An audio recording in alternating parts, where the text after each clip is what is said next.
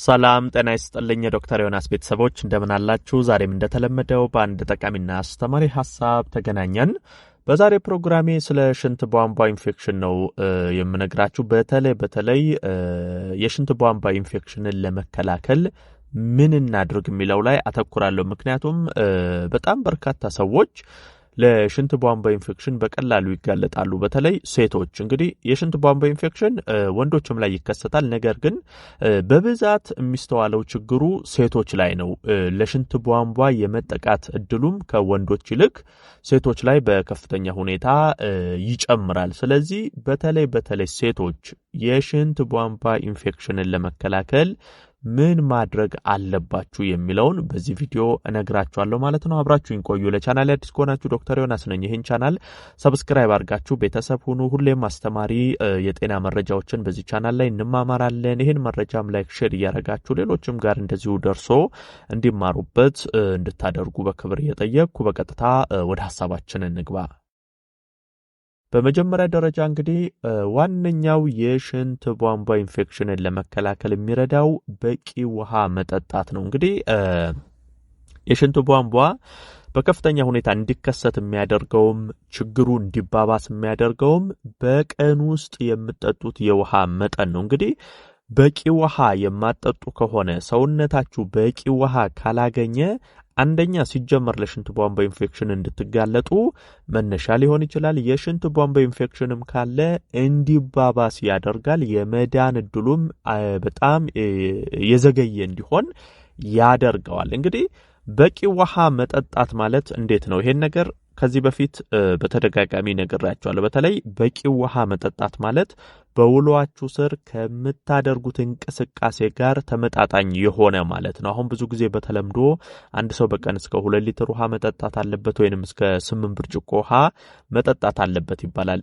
ይሄ ግን የሚወሰነው በምታደርጉት እንቅስቃሴ ነው። አሁን ቁጭ ብሎ የሚውል ሰውም በጣም ሲደክም ስፖርት ሲሰራ ሲያልበው የሚውል ሰውም እኩል 2 ሊትር ውሃ በቀን ይጠጣል ማለት አይደለም። ቁጭ ብላችሁ የምትውሉ ብዙ ጊዜ ከ1.5 እስከ 2 ሊትር ብትጠጡ በቂ ነው። ነገር ግን የሚያለባችሁ ከፍተኛ አድካሚ ስራ የምትሰሩ የስፖርት የምትሰሩ እንዲህ እንቅስቃሴ የምታበዙ ሰዎች በቀን 3ም 4ም ልትጠጡ ትችላላችሁ። ለሽንት ቧንቧ ኢንፌክሽን ደግሞ ተጋላጭ ሆናችሁ ይሄ በየጊዜው የሽንት ቧንቧ ኢንፌክሽን የምትባሉ የሽንት ቧንቧ ኢንፌክሽን የሚያማችሁ ሰዎች በቋሚነት ቢያንስ በቀን 2 ሊትርና ከዛ በላይ ውሃ መጠጣት አለባችሁ። በቂ ውሃ መውሰድ አንደኛው የሽንት ቧንቧ ኢንፌክሽንን የምንከላከልበት መንገድ ነው።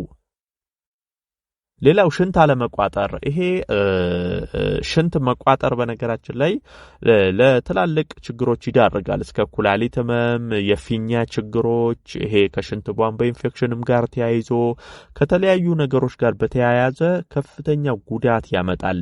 ሽንት በሚመጣባችሁ ጊዜ ብትችሉ ወዲያው በሰዓቱ መሽናት ነው። አንዳንድ ጊዜ በአንዳንድ አጋጣሚዎች የተወሰነ ሽንታችሁን ቋጥራችሁ የምትቆዩበት ሁኔታ ሊፈጠር ይችላል። ነገር ግን ይሄ ሁኔታው እያላችሁ ሽንት በሚመጣበት ጊዜ ቶሎ መሽናት እየቻላችሁ ቆይ አንዴ ስራዬን ልጨርስ ወይም ደግሞ ሌሊት ላይ ከሆነ ደግሞ ከእንቅልፍ መነሳት እየከበዳችሁ ወይም ደግሞ ችላ ያላችሁ በእንደዚህ አይነት ምክንያቶች በተደጋጋሚ ሽንት የመቋጠር አይነት ሁኔታ ውስጥ የምትገቡ ከሆነ ይሄ በጣም በከፍተኛ ሁኔታ ለሽንት ቧንቧ ኢንፌክሽን፣ ለተለያዩ የፊኛ ችግሮች፣ ለኩላሊት ችግሮች እንድትጋለጡ ያደርጋል። ስለዚህ ሽንት መቋጠር የለባችሁም። ሽንታችሁ ሲመጣ በሰዓቱ በወቅቱ መሽናት ያስፈልጋል።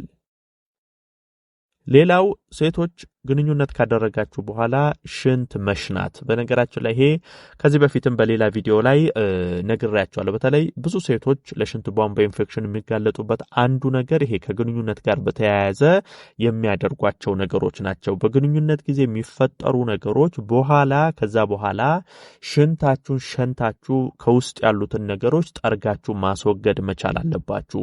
ግንኙነት አድርጋችሁ ሽንታችሁን ሳትሸኑ ረጅም ሰዓታት የምትቆዩ ከሆነ ወይ በዛው የምታድሩ የምትሉ ከሆነ እንደዚህ አይነት ሁኔታዎች ብቻ የሚፈጠሩ ከሆነ በዛ መሃል የሚፈጠሩ የተለያዩ ባክቴሪያዎች ስላሉ እነዛ ለሽንት ቧንቧ ኢንፌክሽን የመጋለጥ እድላችሁ እንዲጨምር ያደርጋል። ስለዚህ ቶሎ ብላችሁ ምን ጊዜም ከግንኙነት በኋላ ሽንትን መሽናት ይሄ የሽንት ቧንቧ ኢንፌክሽንን ለመከላከል ይረዳችኋል።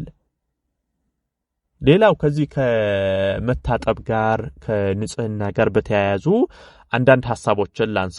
ለምሳሌ ሴቶች በምትታጠቡበት ጊዜ ስትታጠቡ ከፊት ወደ ኋላ ታጠቡ። ብዙ ሴቶች አሁን በሚታጠቡበት ጊዜ ከኋላ ወደ ፊት እየታጠቡ ይሄ ባክቴሪያ በቀላሉ ወደ መራቢያ እየገቡ ችግሮች እንዲፈጠሩ እያደረጉ ነው። ስለዚህ በተቻለ አቅም ይሄ በምትታጠቡበት ጊዜ ከፊት ወደ ኋላ መታጠብ ያስፈልጋል። ይሄ ውጪ አካባቢ ያሉ ባክቴሪያዎች ወደ ውስጥ እንዳይገቡ ይከላከላል። ከዛ ባለፈ ደግሞ በምትታጠቡበት ጊዜ ምንም አይነት ሳሙና ምንም አይነት ሌላ መታጠቢያ ነገሮች መጠቀም የለባችሁም።